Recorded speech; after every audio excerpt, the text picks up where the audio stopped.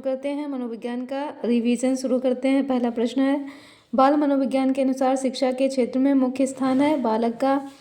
अगला प्रश्न, मनोविज्ञान का शिक्षा के क्षेत्र में सबसे बड़ा योगदान है बाल केंद्रित शिक्षा। अगला प्रश्न, मनोविज्ञान प्रारंभ में किस विषय का अंग था? दर्शन शास्त्र।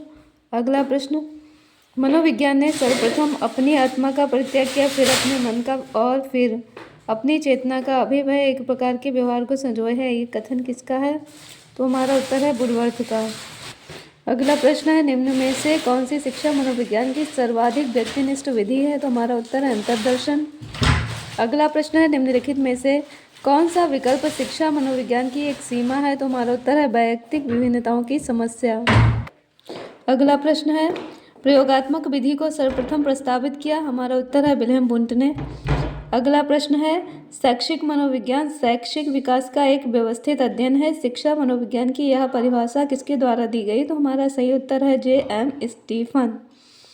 अगला प्रश्न है जो कि प्रश्न नंबर 9 है, शिक्षा मनोविज्ञान है मानक विज्ञान? हमारा उत्तर रहेगा। अगला प्रश्न है, प्रारंभ में आत्मा का प्रयोग किस शास्त्र में किया जाता था? तो हमारा सही उत्तर रहेगा दर्शन शास्त्र।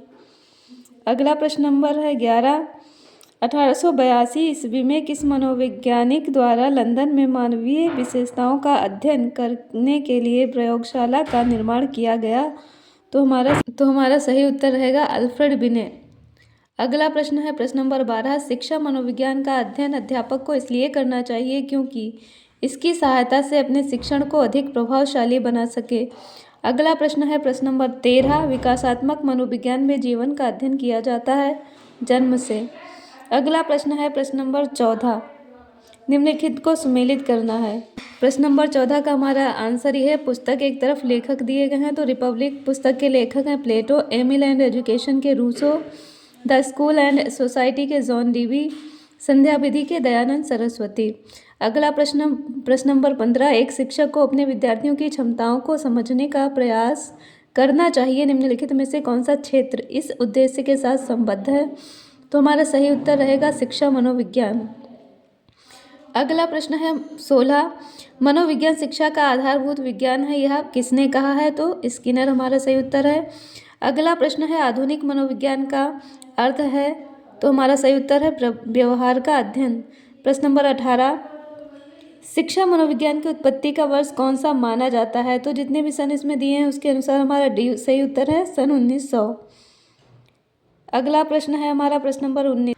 तो अभी देखते हैं प्रश्न नंबर 19, शिक्षा मनोविज्ञान का संबंध किससे नहीं है? ध्यान रखना इसमें नहीं शब्द आया हुआ है, तो हमारा सही उत्तर रहेगा संचार माध्यमों का अध्ययन। अगला प्रश्न नंबर 20, निम्नलिखित में से कौन शिक्षा मनोविज्ञान की प्रकृति है? तो हमारा सही उत्तर है विद्यात्मक विज्ञान। अगला प्रश्न नंबर 21, शिक्षा मनोविज्ञान की दृष्टि से निम्नलिखित में से कौन सा कथन सत्य है? तो हमारा सही उत्तर है ए, बच्चे अपने ज्ञान का स्वयं सृजन करते हैं। अगला प्रश्न है हमारा 22, एक शिक्षक को अपने विद्यार्थियों की क्षमताओं को समझने का प्रयास करना चाहिए। निम्नलिखित में से कौन सा क्षेत्र इस उद्देश्य के साथ संबद्ध है? तो हमारा सही उत्तर है सी, शिक्षा मनोविज्ञान। धन्यवाद, आज के लिए इतना ही, कल मिलते हैं। Thank you.